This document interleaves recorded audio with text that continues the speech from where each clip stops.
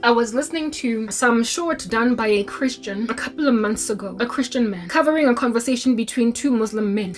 And then he made commentary on the conversation of these Muslim men.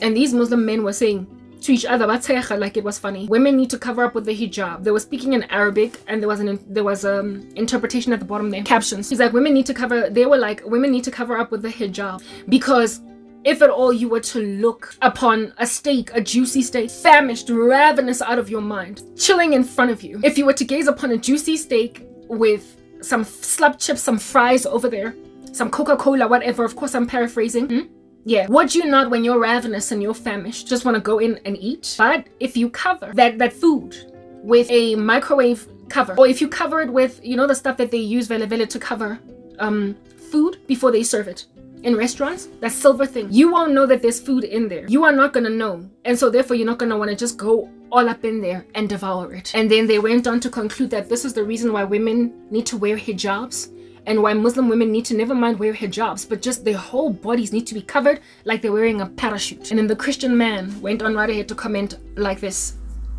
He was like, you see, my point exactly, gentlemen. My point exactly. You said that you're ravenous, you said that you're famished, you're hungry, and you are then on that day gazing at that steak and you feel like you're gonna devour it. It's called a lack of self-control. If you are ravenous, if you're hungry, in other words, if you are burdened with lust, the Bible says gouge out your eye, not so much cause a woman to gouge herself out from the room altogether. The Bible says cut off your hand.